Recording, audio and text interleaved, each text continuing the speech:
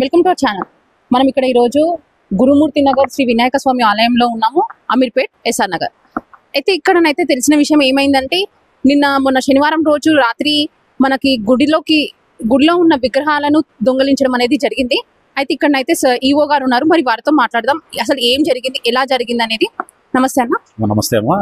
అసలు ఇక్కడ గురుమూర్తి నగర్ వినాయక స్వామి ఆలయంలో విగ్రహాలు దొంగలించడం అనేది జరిగిందని వార్త వచ్చిందన్న. మరి మాది నిజమే. శనివారము సాయంత్రం అంటే శనివారం ఇక్కడ ఆల్రెడీ మార్నింగ్ 9 o'clock నుంచి 12 వరకు ఇక్కడే ఉన్నాను. నాకు ఈవినింగ్ నాకు పూజారి గారు కాల్ చేసి అరౌండ్ 5:30, 5:40 కాల్ చేసి, సార్ ఇట్లా వినాయక స్వామి టెంపుల్ లోపల, శివాలయం లోపల ఉన్న శివపార్వతుల విగ్రహాలు కనిపించడం లేదు సార్ అని చెప్పి అన్నాడు.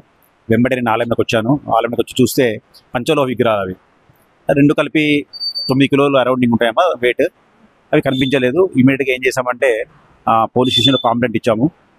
వాళ్ళు తొందరగానే స్పందించి డిటెక్టివ్ ఇన్స్పెక్టర్ గారు వాళ్ళ సిబ్బందితో వచ్చేసి టోటల్ ఆలయాన్ని మొత్తం పరిశీలించి, ఆలయంలో సీసీ కెమెరాలు 8 ఉన్నాయి.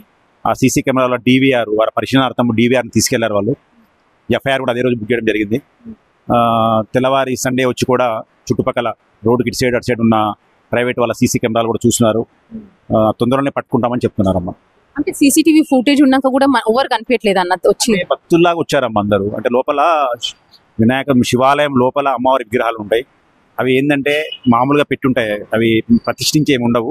కళ్యాణాలకు వీటికి వాడుతుంటాం కాబట్టి అవి మామూలు చిన్న వేటే కాబట్టి పక్కకుంటుంటాయి. అవి భక్తులాగా వచ్చి ఎవరు అభిషేకాలు చేసుకుంటూ ఉంటారు. చాలా మంది భక్తులు వచ్చి, మరి అభిషేకం చేసుకున్న భక్తులు అంటే పూజారి గారు కూడా అందరినీ అబ్జర్వేషన్ చేయలేడు. తీర్థప్రసాదాలు పెడుతుంటారు కాబట్టి తర్వాత కనబడలేదని చెప్పారు కాబట్టి ఇంకా అది భక్తులే తీసుకెళ్ళి ఉంటారని నేను అనుకుంటున్నాను.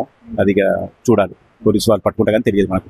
అంటే దీనిపై పోలీస్ స్పందన మంచిగా రెస్పాన్స్ చాలా బాగుందమ్మా. నేను చెప్పిన 5 నిమిషాల్లోనే వాళ్ళు వచ్చేసారు. నాతో పాటే వాళ్ళు వచ్చారు. కంప్లైంట్ ఇవ్వడానికి వెళ్ళినప్పుడు మేము కూడా వస్తామని చెప్పి CI గారు ఇమీడియట్గా డిటెక్టివ్ ఇన్స్పెక్టర్ గారిని పంపించారు.